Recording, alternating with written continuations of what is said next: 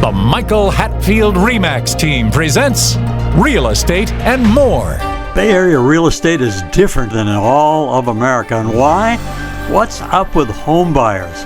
What's on sellers' minds? How is the market? And much, much more.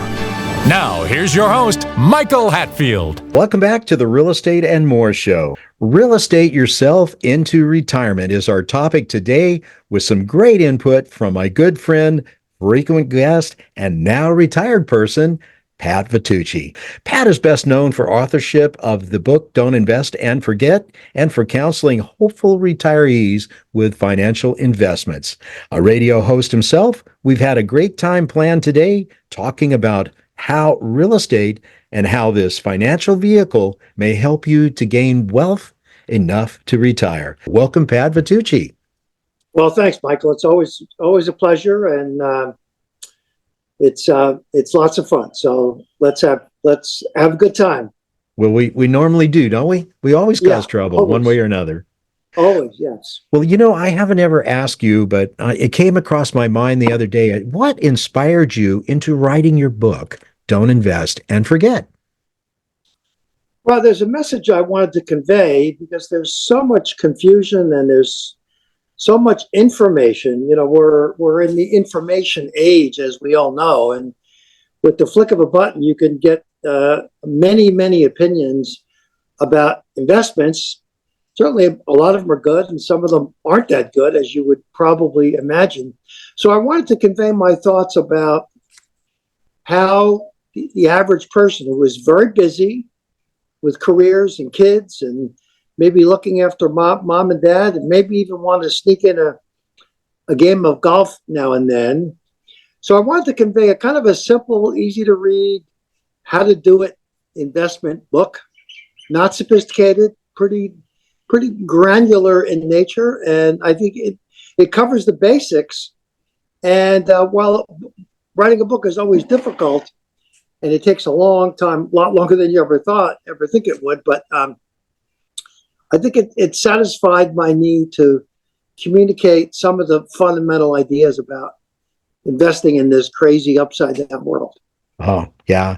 And share it with others too. I know you pretty well, and I can see where you like to share, your thoughts and things that might help people. And that's a very good vehicle to do that. And I know you're pretty much retired, semi-retired. I keep you busy, it seems like. Are you enjoying it as much as you thought that you would?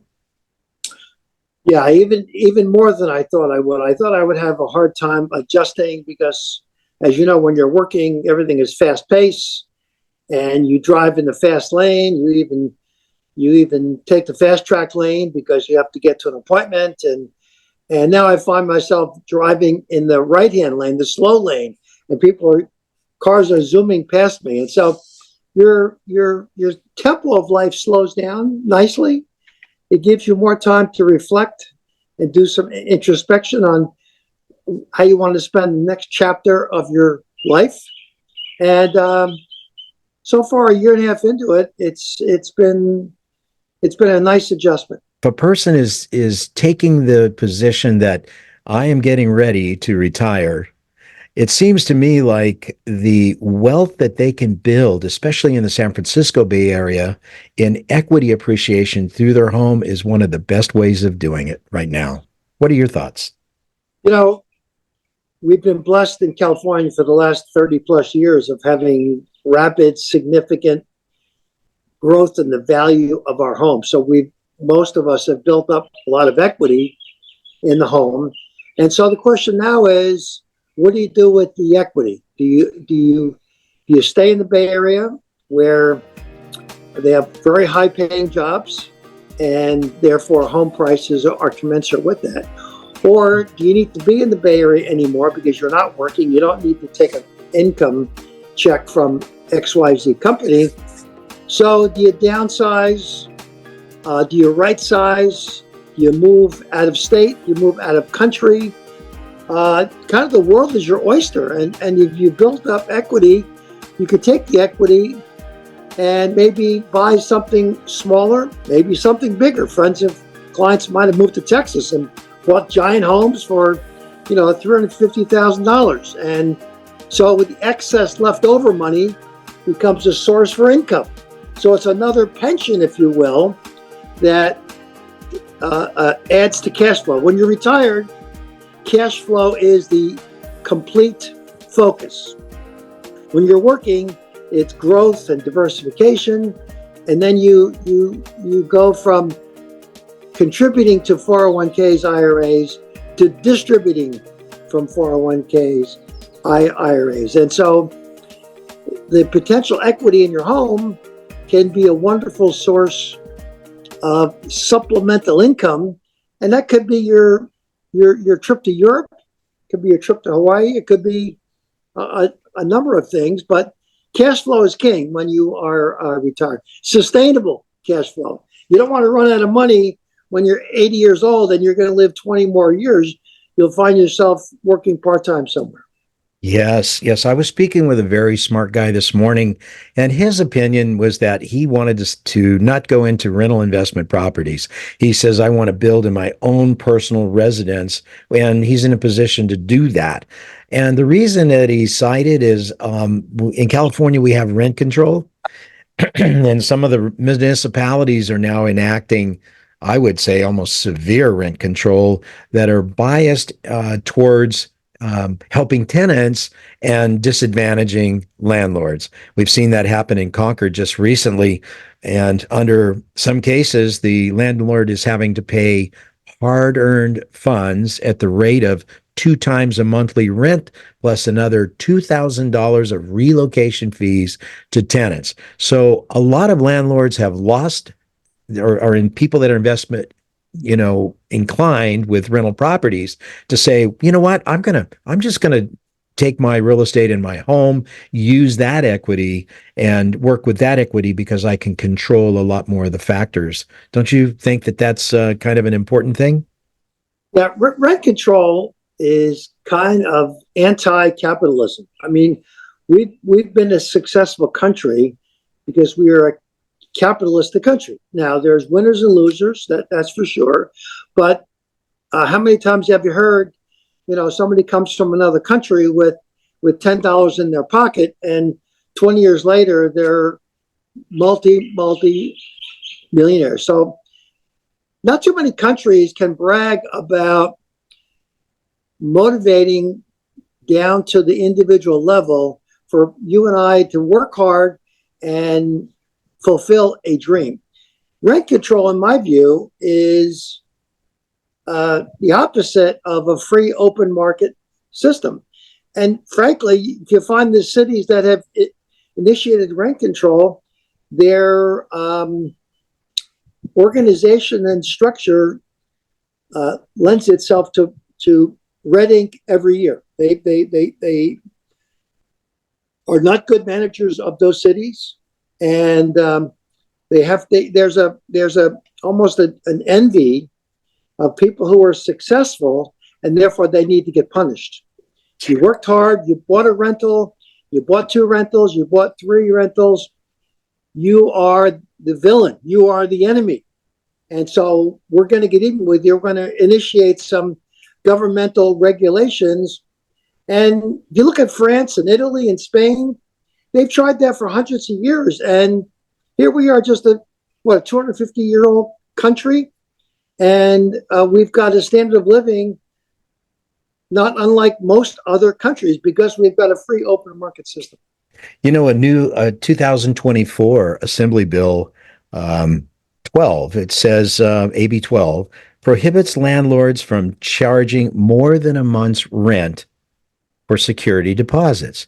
Landlords that only own only 1 or 2 properties with a total of no more than 4 units are exempted from it. But let's just say that you had an apartment building of 6 or 8, and these people want to bring in their pets. Well, you can charge 1 month of security deposit, and that's it. So it doesn't make sense to me. And then what about areas with high income, or not high income, but high value homes, such as, San Diego, La Jolla? If you go to lease a home down there, then you are only in a position to have to pay 1 month of rent. And those could be very expensive homes. It disadvantages the landlord in cases like that. And I know California Apartment Association is very vocal in opposition to that. But in my view, if you're going to retire, I think that one of your biggest little nest eggs is in the home that you live in. We're going to take a short break. We'll be right back. Michael, what traits should we look for in selecting an agent? Look for a deal maker with a positive attitude who will work tirelessly for you. An agent who is adept in multiple offer situations, drafting contracts, marketing and advertising a client's home, is familiar with multiple cultures, experienced in mortgage financing, inspections, and escrow is a huge asset to his client. What can you do as a plus for clients? Your agent is your eyes and your ears, one who works behind the scenes on your behalf. A great attitude, working well with others, and keeping clients' priorities number one is a given for us. Call 925-322-7775 now to schedule an appointment or complimentary home analysis. For excellence in real estate, call the Michael Hatfield RE/MAX team at 925-322-7775 or go to michaelhatfieldhomes.com.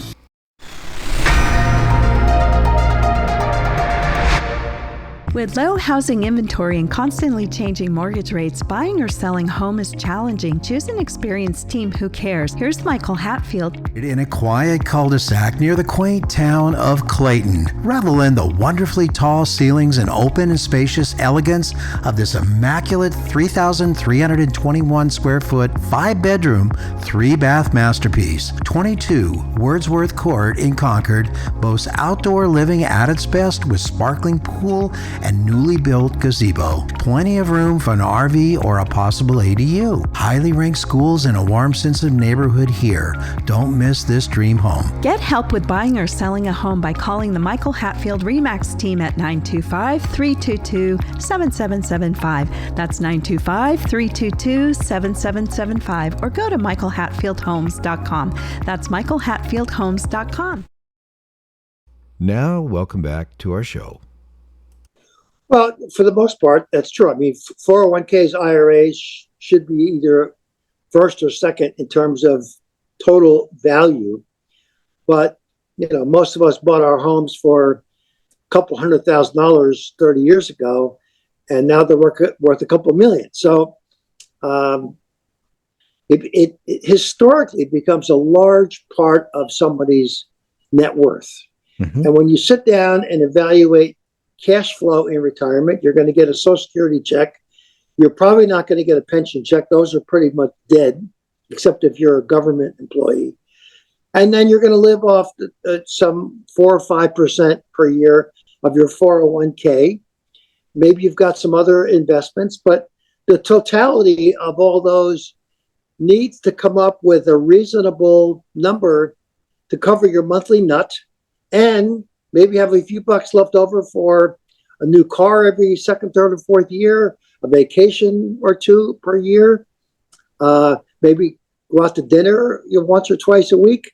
I mean, those are fundamental things, and we know all those things got very expensive in the last several years especially.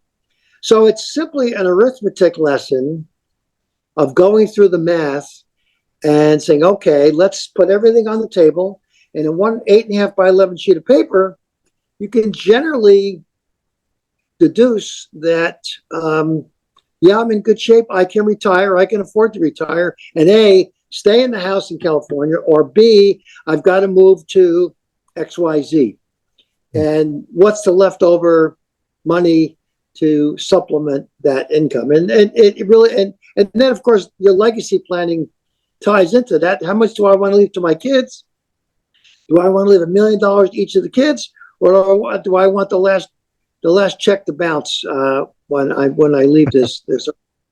Yeah, what you're saying is something that's based upon a couple or a person that works, that actually produces something in the way of income. Some people don't want to work. They simply do not want to work. So if they don't want to work and they want to live off the generosity of somebody else, it makes it really tough for somebody else that owns that property. Makes it really tough. So when people come in how it used to be when people came in to see you to work up a plan. Did you have like a checklist, and how did you go about assessing where they were versus where they want to go? I know you've been on to me for selling cars for a while now. Don't invest your money in cars. I think that's a chapter in your book. Yep. Yeah. Yeah.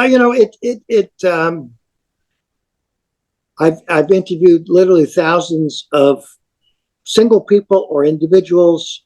Sometimes they bring their adult children in the room. And we have a real kind of, I call it a come to Jesus meeting. We really get together and review their family structure, their legacy planning, and then we get down to numbers. The numbers are important, but all those other emotional things tie in. Papa wants to retire next week. Mama wants him to work 5 more years, or vice versa. So you get into those marital things. You become kind of a quasi-marital counselor, which, by the way, I'm not qualified.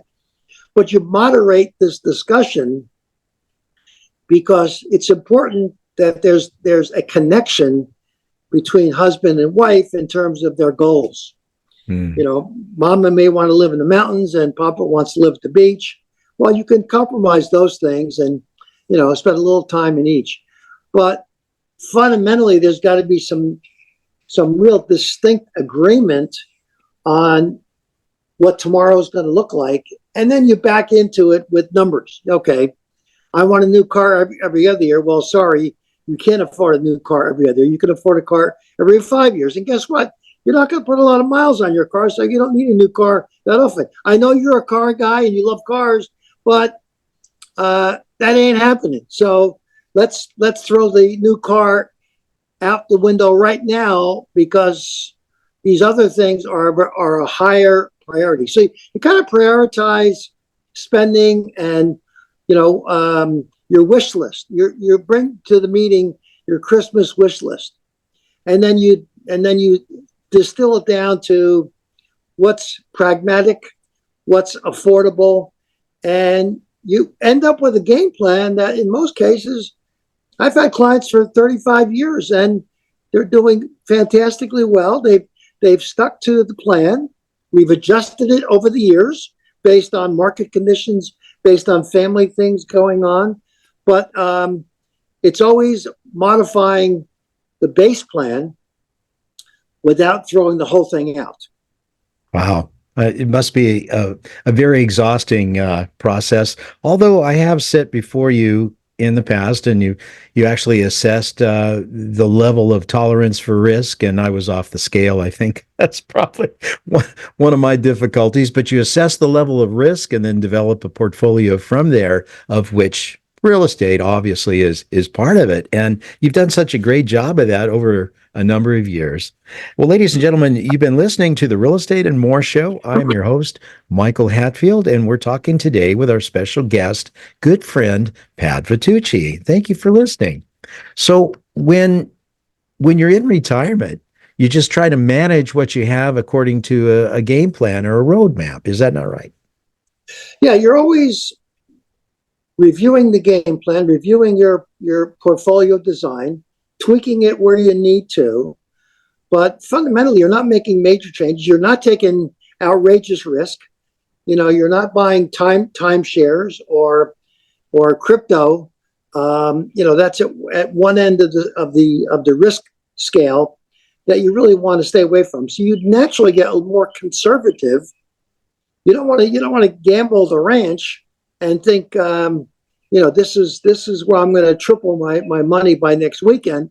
Rarely does that work out. I would almost say never works out. And there's a lot of charlatans out there that will try and convince you that, if you just put all your 401k in this plan, I can show you arithmetically it's going to triple, by next year. And that's fiction. So you've got to be careful not to get taken for granted because, there are a lot of bad people out there. Most of them are healthy, good spirited people, but the internet is the Wild West. And when it comes to, real estate, talk about real estate scams. There's a lot of those. So your fundamental job is to evaluate real estate and how it fits in with the totality of their net worth. And then you're making recommendations. Yeah, we think you should sell your big house in Alamo and move to a condo in Alamo or in Texas or Portugal or Costa Rica. So you're in the sometimes unenviable position of giving them a reality check that they can't afford to live in this house, or they shouldn't afford to live in this house. The PG&E bills, the tax bills, all those things are off the charts too high, and it's sucking up that cash flow every month. And that's the difference between going to Europe once a year or not going to Europe once a year. So it's always a trade-off. I love my Alamo house. I love my Danville house, but I really want to go to Europe. Well, you pick. What do you want to do? You want to go to Europe once a year? You want to go to Hawaii? You know, where do you want to, how do you want to spend the rest of your days? Or in lieu of surrounding yourself with those expensive 2x4s in Danville? Absolutely. You know, at the same time, we gotta think that if we're going to have real estate, we take a hard look at our cash flow to make sure we can support it in retirement or otherwise. And if we stay with that, we could stand to make a massive amount of wealth by appreciation in the home. Now, if it were somewhere like Texas right now, Texas is somewhat peaked out as far as places in the United States, as far as equity appreciation, whereas here in the Bay Area, it's still rolling. We're still super scarce on inventory. You know, back in 2017, there were 2 million homes available for sale, and now you're talking less than 1 million. And that's in half in 5-year period of time.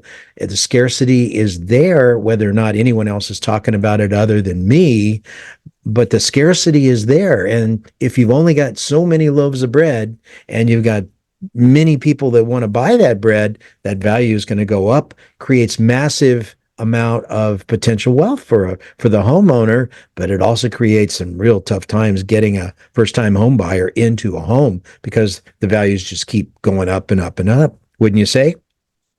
You know, Michael, it's hard to talk to a young couple when they're buying their first home because the numbers are just downright scary, right? Yeah. But failure to jump in the water, you're never going to learn how to swim. And as absurd as these numbers are today, they're not going to historically improve tomorrow. Values aren't going to drop 50%, I don't think, unless we have some giant crisis. And even in 2008, when we had the Great Recession, values did drop precipitously, but in short order, they came bouncing back. So unless you've got magic and can time the market in some way that most of us can't, you got to jump in and take the beating. And the first couple of years is tough when you own a home, but then it gets easier because your income goes up, and then you start building equity, and you're not giving away rent payments to a landlord who's enjoying all the depreciation and all the income, and you're on the sidelines. And so I'm sure you see it every day. You're coaching young couples that are just scared. They're downright nervous about it, right? Yeah, and for good reason. The interesting thing that most people don't think about is the level of help from tax benefits. Once if you're renting for $3,000 a month, you can take that and say, well, I'm going to pay this to a mortgage interest, and that's deductible. And then you have the depreciation on those 2x4s that are, it's a cash-free deduction from your taxable income. And then when you go to sell it, you have the $500,000 tax credit versus your gain if you're married, $250,000 if you're single. I mean, there's benefits there to ownership. Plus, you have a home that you can go to, raise your children, raise your puppy, raise your wife, or let her raise you. All kinds of cool things to do if you have a home that's steadily increasing in value, like we have here in the San Francisco Bay Area. It's just an amazing place to live. And don't get me wrong, because I get a little frustrated at times with some of the rent controls and this kind of thing. California is amazing. It's just an amazing place to live weather-wise. The Bay Area is for home appreciation. It's amazing. Meet great people like yourself. Do the math and determine what puts more money in your pocket. I think you're going to find that real estate, the personal residence, is going to be a big contributor to help a person retire in the future. What do you think?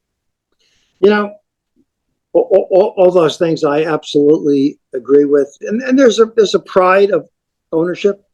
Where we can say, this is my home, I own this. So it's kind of been the American dream to own your own home.